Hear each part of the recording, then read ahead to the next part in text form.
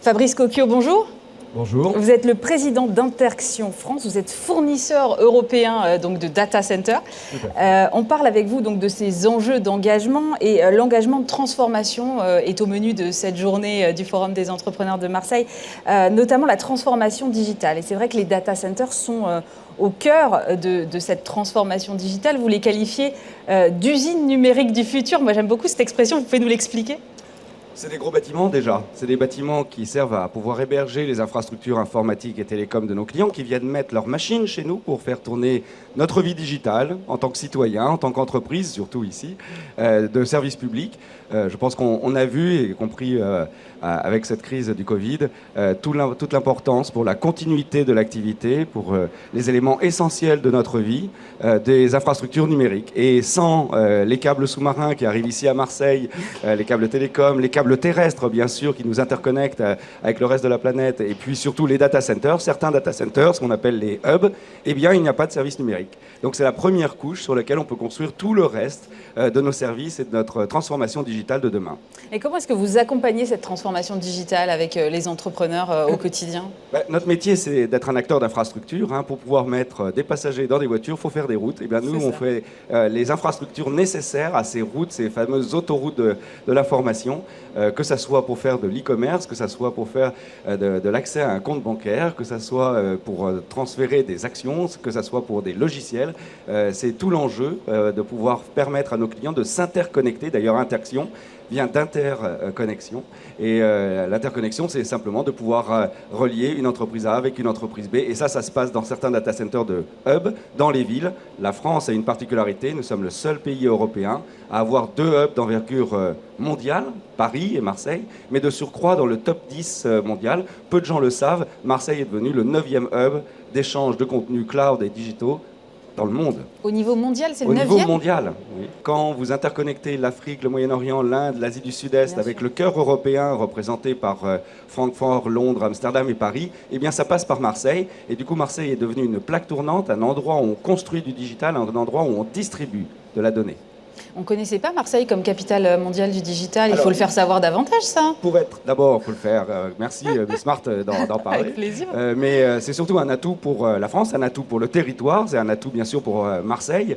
C'est comme si, du jour au lendemain, on se retrouvait avec un aéroport international où on peut aller partout dans le monde grâce à, justement, toutes ces liaisons digitales. N'oublions pas que la donnée fait le tour de la planète en moins de 3 secondes. Est-ce que c'est important ? Est-ce qu'il y a eu une prise de conscience, vous le diriez, pendant cette crise, des entreprises pour être hébergées en France plus qu'ailleurs ? Ce qui est important, c'est d'avoir à proximité ce dont on a besoin.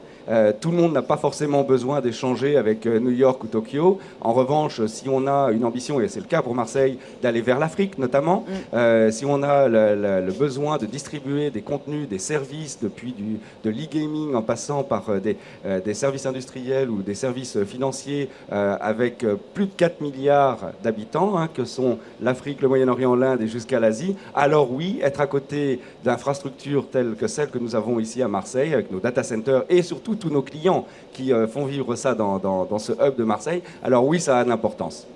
C'est marrant parce que ça résonne beaucoup avec ce qu'a dit Bruno Le Maire, qui a dit qu'il souhaitait que la France devienne la destination principale pour les data centers en Europe. Il y a une question quand même de souveraineté numérique derrière, et vous y répondez quelque part, j'imagine.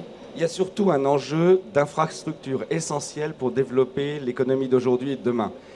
Au 19e siècle, on faisait des gares et des voies ferrées, on en fait encore un peu en ce moment.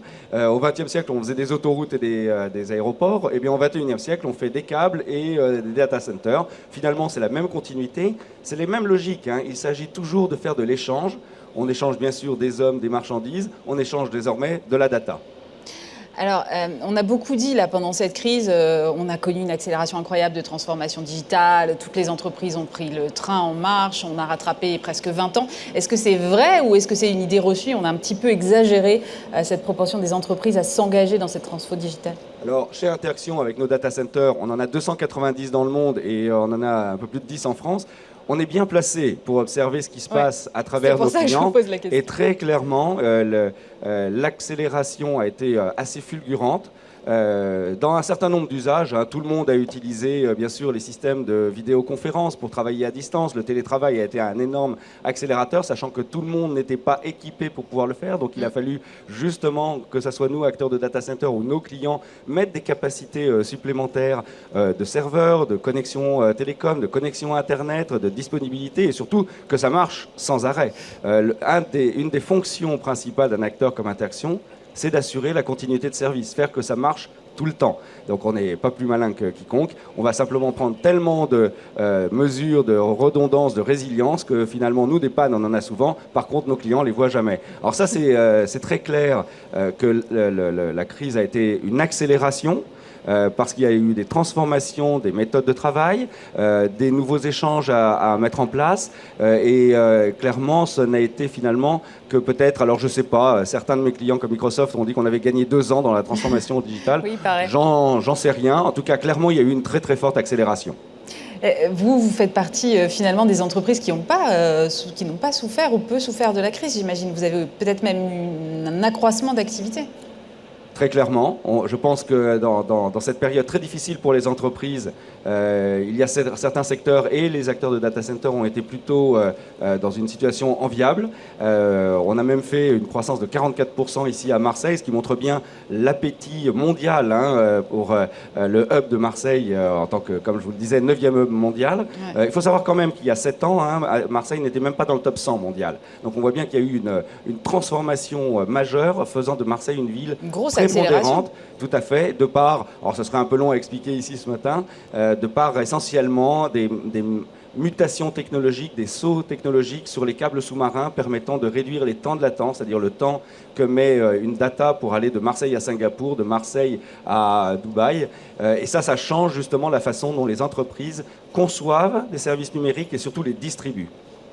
Vu que vous parlez beaucoup de Marseille et avec amour de ce hub de Marseille, j'ai lu que vous aviez investi un bunker marseillais, mais racontez-moi ça.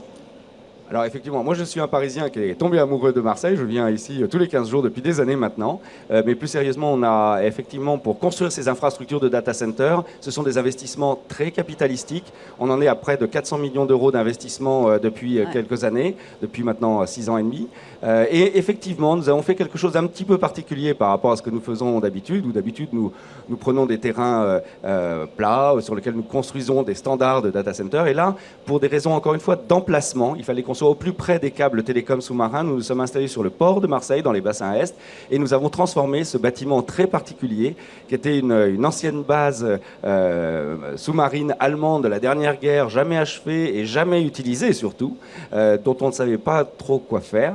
Et nous avons pu la transformer finalement en très grande armoire de 250 mètres de long pour ranger des services de cloud et de digital media de nos clients. Beaucoup de clients américains, beaucoup de clients européens et de plus en plus maintenant de clients de la région de Marseille. Incroyable.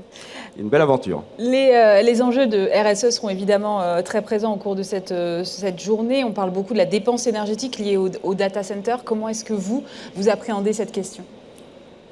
Je pense qu'on peut dire très clairement que nous sommes leaders sur cet aspect.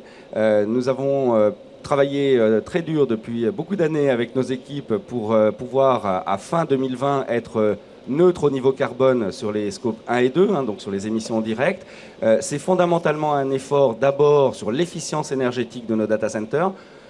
Pour faire simple, le meilleur kilowattheure, c'est celui qu'on ne consomme pas. Donc c'est tout un travail, je ne vais pas le décrire ici, depuis la conception, la construction et surtout les opérations 24 heures sur 24, parce que nous tournons tout le temps pour le compte de nos clients pour effectivement consommer le moins possible dans nos data centers. Puis après, derrière, c'est surtout le fait depuis 2014 de n'acheter que de l'énergie verte réinjectée dans le réseau français, parce que sinon, vous savez, c'est assez facile d'en acheter en Norvège ou en Suède, ça ne change pas grand-chose à l'empreinte carbone locale. Non, pas vraiment. Et de pouvoir justement ainsi rentrer dans un phénomène à la fin de compensation. Pour vous donner une petite idée, en étant le plus gros industriel en France de data center, nous n'avons plus que 2435 tonnes, pour être précis, de carbone à compenser. C'est pas grand-chose, c'est ce que produisent 210 Français par an. Donc vous voyez, on peut être un très gros industriel et pourtant n'avoir un impact carbone que très très très léger. Et pourtant, il faut quand même qu'on continue à le réduire. Mais souvent, l'image est que les data centers consomment, polluent, consomment de l'eau, ce qui est complètement faux. On peut prouver justement qu'on peut être très très vertueux. Je ne connais d'ailleurs pas beaucoup d'entreprises ici dans les Bouches-du-Rhône qui soient déjà neutres au niveau carbone en scope 1 et 2. Merci beaucoup Fabrice Coquio. Je rappelle que vous êtes le président d'Interaction France. Tout de suite, notre prochain invité, Johan Gage, qui est fondateur et directeur général de Clanic. Merci. Merci.